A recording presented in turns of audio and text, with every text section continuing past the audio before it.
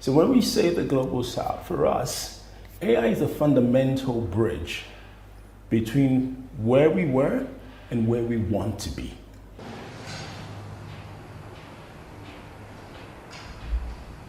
I think sustainable data, they're important because of the amount of energy AI is going to use, right? And we're all trying to, and climate change is still real, no matter what anyone says. We're already seeing it here. It's been raining nonstop, and the weather has shifted, and that affects farmers. And now imagine if we're now just blowing up more carbon by all these massive data centers that have been built with no recourse for any type of, green energy, with no recourse for any type of, environmental sustainability, because AI is just eating up. Apart from just what is the energy that is also using, that's also a secondary factor, the heat ratio. So those become so important, for the climate actions that we want to achieve.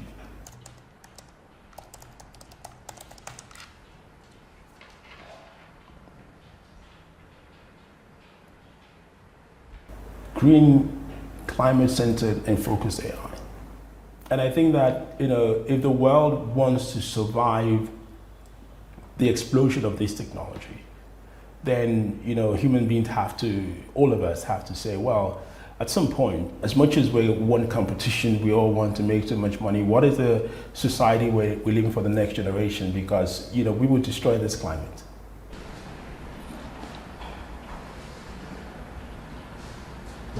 Sustainable AI, especially, something that I'm very passionate about, I think for the past 7 years, we can be a major player in it. We can use it to galvanize a whole industry. We can also use it to position ourselves to the world, that this is how we are.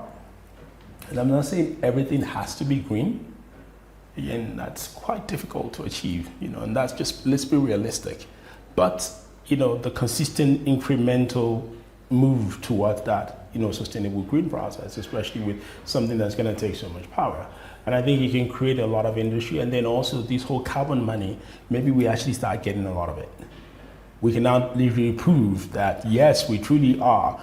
And maybe we become, the domicile place for actually tracking proper carbon and all the carbon money to come. And we can actually, rather than saying that we having to prove to people, we show them this is what it is. So if you guys want to, then you have to participate in our world.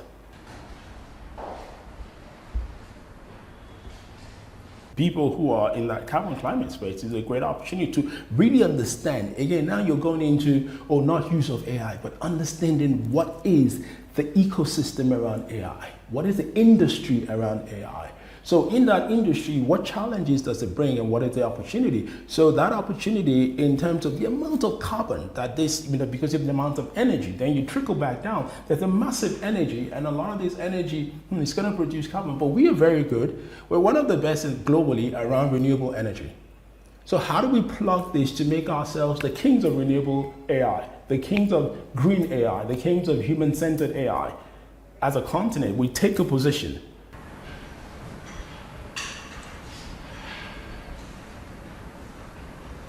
In most places, conferences, nobody actually, they don't really talk about it. Just, we're going to build these massive data centers. Everybody forgets that. We all made, COP28, COP20, whatever, COP, whatever. We are all trying to go into this climate action where we're trying to get to net zero, or whatever it is. And then we have this massive technology just eroding all of that. So it is a fundamental conversation around sustainability and also the drive for us to replenish this environment that we're in without losing the value of this opportunity. Idea. What most people do is say, what is it you want to build? Oh, tell me about it. I'll provide a document. If you're doing it as a startup, you might succeed. Oh, I built this thing. It works. But at enterprise scale, 95% of the time, you will fail. We have a huge problem of change in climate. I think AI can truly help us to build out amazing early warning systems. Early warning systems that actually help us manage from healthcare, agriculture, massive climate change issues, even our whole SME ecosystem. We also look at environmental degradation, topography. AI can help us do a lot of that. Then we look at places like mining, where we are suffering consistently because of all these things. So how do we change those industries, by leveraging some of the value of this thing? So your engineering becomes flawless. Gone through this so that at the end, the tiny micro layers of everything you need to do is so clear in your mind. Abstract. Once in a while, yes, if you're inventing something completely new, maybe possible. So how green can we be for us to get commercial and sustainable value and still lead? Which is, how much reduction can I do? Yes, if you think about it from that perspective, so that you don't cripple your other industries, then you can combine both of them together and we will still win. And we will still lead in providing green-focused AI development and AI-focused data centers.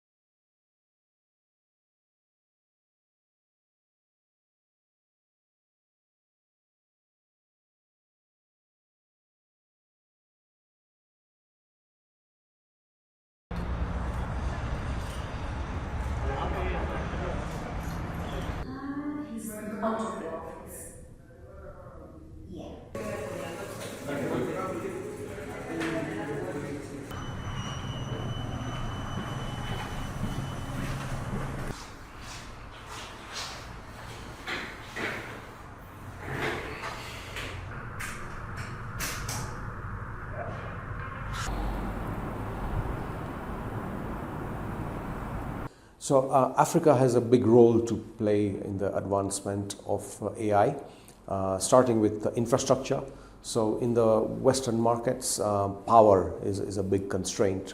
There are countries like Netherlands, even Ireland, US, where data centers which power AI are taking up a big part of the national power consumption.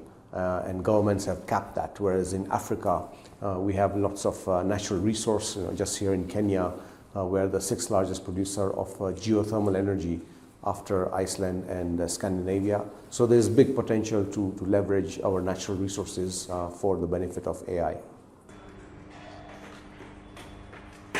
So this is things that you do, Yeah, when it comes to sustainable green data centers, I would say our facility here in Kenya is a prime example. We take ESG very seriously and the environmental impact. So first of all, in a country like Kenya, where 93% of our power generation is from renewable sources like wind, hydro, and geothermal, we are much better placed than other markets. Like if you look at Frankfurt or even South Africa, they use a lot of fossil fuel. So that's a big advantage for us. So in that sense, when we are processing the AI compute, we are not generating those kind of emissions that we see in the other developed markets. And then when it comes to other sustainability like water usage, so yes, cooling of the servers, which produce a lot of heat by water, is a good and developing technology. But again, data centers like ours are putting in place like filtration systems, recycling systems, where we can recycle the water, for example. So we really try to minimize the wastage, and where we are a living example of an ideal green data center.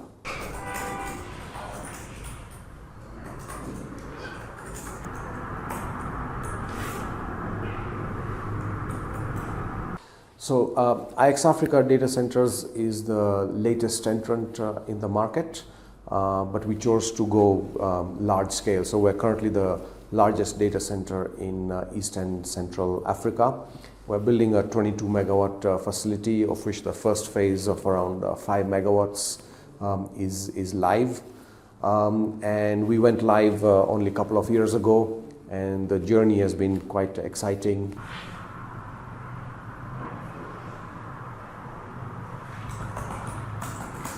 the benefits that we can get from the usage of AI through better efficiencies, better advancement of our GDPs, creating employment, driving innovation, and driving sort of economic contribution to the economies is much larger than how much resources we would consume. Shoot too flat.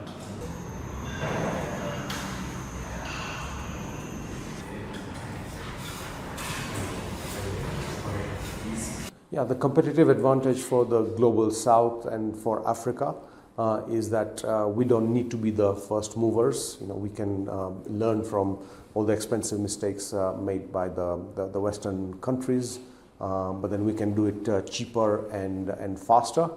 We, as well as our natural resources of power, we also have a very young, growing, smart population. So when it comes to talent, we can provide tech talent which is capable and also available quite cheaply, not only for our own use for the continent, but also to export it for the other developed markets.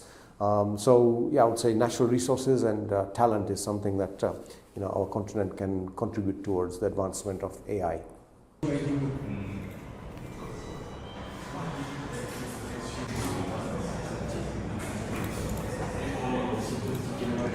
So the global south is quite exciting at the moment.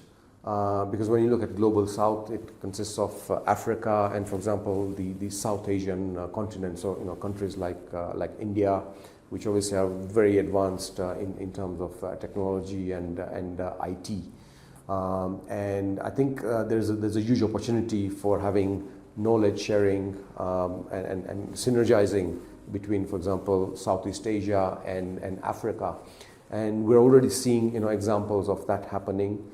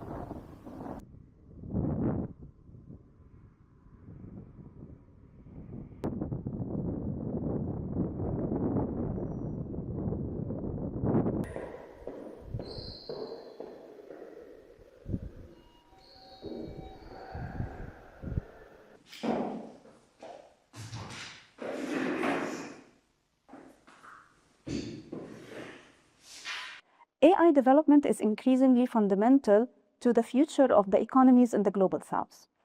Not only as a productivity tool, but also as a structural force that will shape the growth paths, labor market, and global competitiveness. Many economies in the global south, they face limited infrastructure, they face shortage of skilled professionals and weak service delivery. Here, the AI can do more with less. For example, in the healthcare sector, diagnostic support systems can extend care where doctors are scarce. Also, in the public infrastructure, AI can help in reducing corruption and increasing efficiency. Also, it can help in leapfrogging traditional development paths. For example, the adoption of digital financial systems can replace the traditional banking systems. Also, it can help in the economic diversification and the creation of new or the introduction of new industries. The global south also is not just a passive recipient of AI. It can play a decisive role in shaping what AI becomes, ethically, technically, and socially.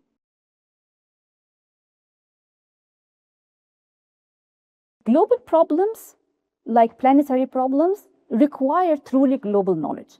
And the scientific capacity that is concentrated only in the global north produces blind spots. So here, scientific insights generated by global south researchers who understand the local ecologies, the cultures, and the constraints, it is essential for effective mitigation and adaptation. So data centers have become the invisible backbones of the digital economy. They are critical infrastructure for the digital and AI-driven economy because they drive technological innovation like cloud computing, AI training and deployment, and digital public services. Data centers attract investment, and with this, it stimulates high-skilled jobs like cybersecurity jobs. And it also stimulates spillover into software, AI, femtech, and digital services. Also, it builds digital sovereignty of the global south because domestic data centers allow these countries to keep the sensitive data localized and reduce the reliance on foreign cloud infrastructure. This is important for public services, for healthcare systems, and most importantly, for national security.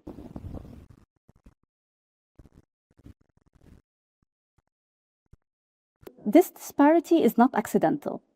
It is the outcome of historical, financial, and infrastructural dynamics.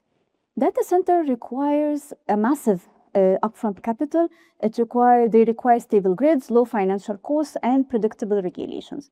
These conditions have historically been located or been concentrated in the global north. The second thing is that once cloud regions are established, mainly in the global north, they attract developers, startups, company customers, talent, and research institutions. This locks in advantage in the global north. This means also that most of the economic benefits of hosting data centers, they go to the global north. Is it vital for the global south to close the gap? Yes, it is vital. But the question is not whether the global south should host more data centers, but how to do so in ways that protect resources and serve long-term development goals, rather than repeating the extractive patterns of the global north.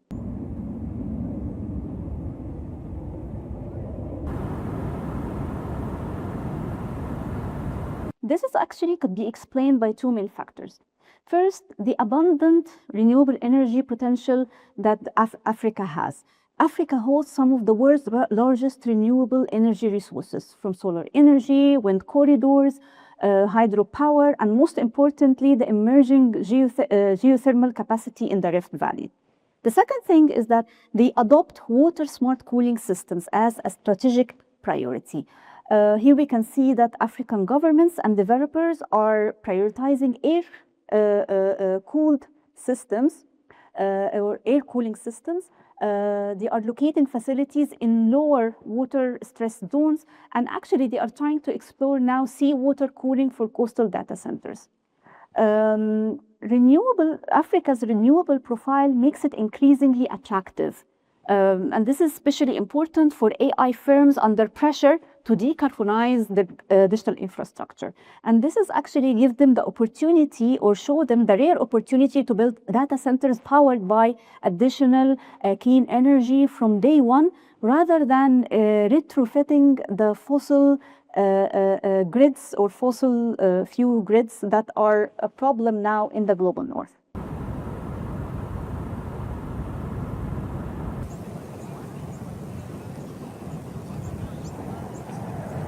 Yes, the global south could offer a climate-saving solution to the challenges of AI growth, while also creating economic development. But with the condition that data centers should be located where renewable energy is abundant, and cooling systems are minimize or eliminate freshwater use. And in effect, actually, the global south can offer carbon and water-efficient compute to the world. Second thing is that, yes, it can accelerate renewable energy deployment at scale, because large AI data centers that are green can create what we call the virtuous cycle, where AI investment help in the green energy transitions. Economically, sustainable data centers can, in the global south, enable them to participate in AI production, not just consumption.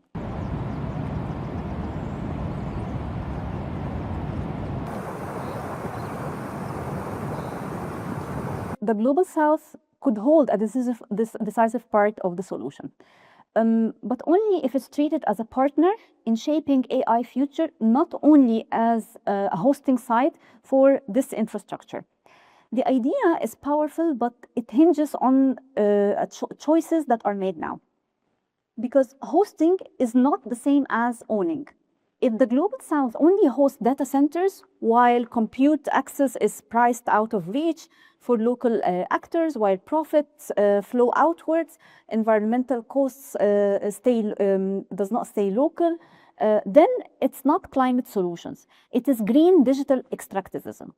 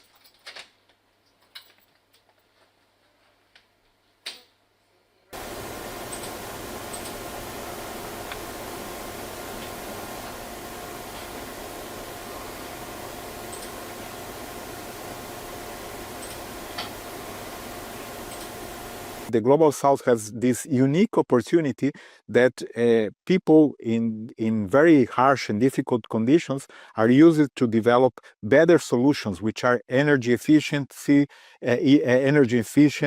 They can develop more robust and easy to use tools in order to serve the population and the local population in their country. So these are some of the important issues that artificial intelligence can, of course, help in these countries. The problem, of course, is the reverse, that if they don't do it properly and exactly in this moment of time, they can skip the opportunity to jump in this bandwagon.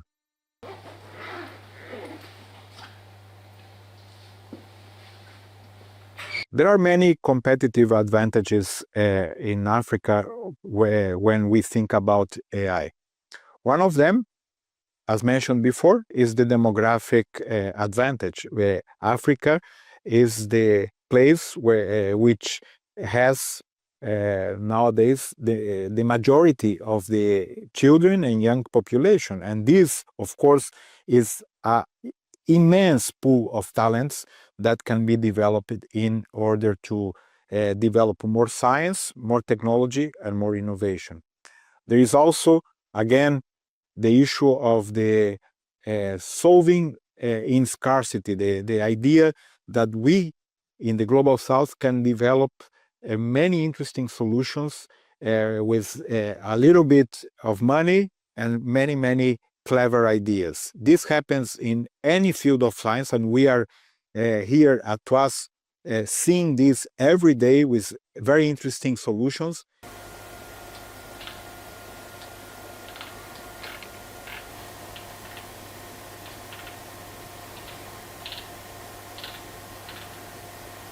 Another important issue is, of course, the energy alternative. So we have a very important question regarding the carbon imprint of these data centers that are developed.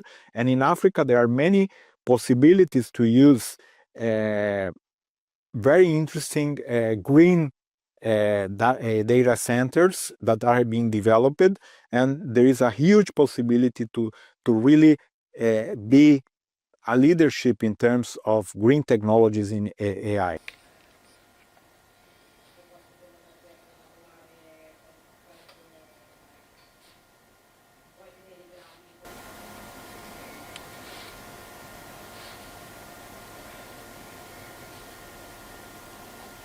So on the development of the sustainable green data centers, this is a critical issue.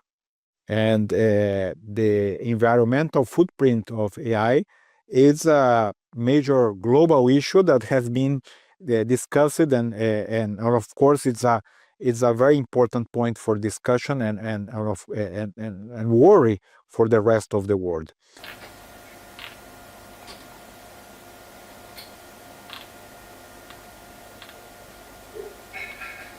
This is a great opportunity for Africa, in my opinion. It's not only possible, as mentioned, to attract massive investments to develop the new data centers for green technologies and green computing, but also this would develop a new generation of technical capacities in the respective countries, and for that we will have a virtuous circle that will happen. So we will need more people trained, more scientists, more engineers, and more people working in the field in order to develop that and to run these very important infrastructures.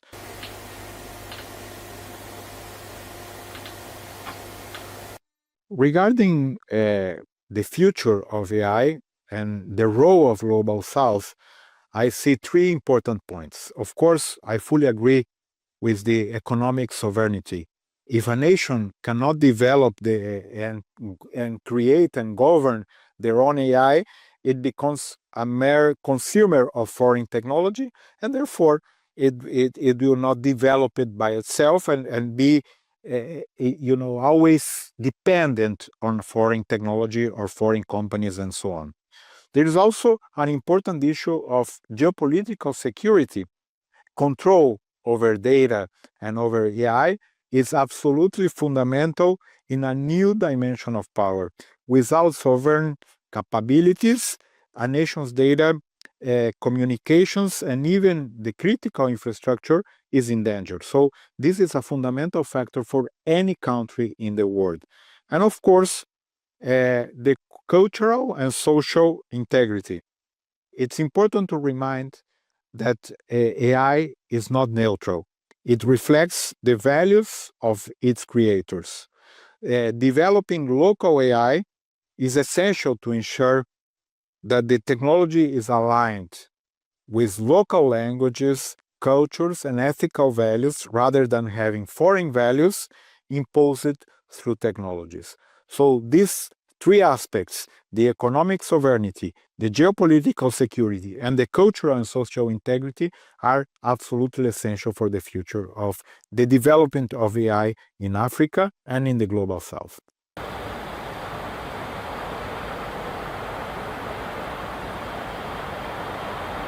Jelajahi cara baru mendapatkan informasi. Download MetroTV Extend sekarang.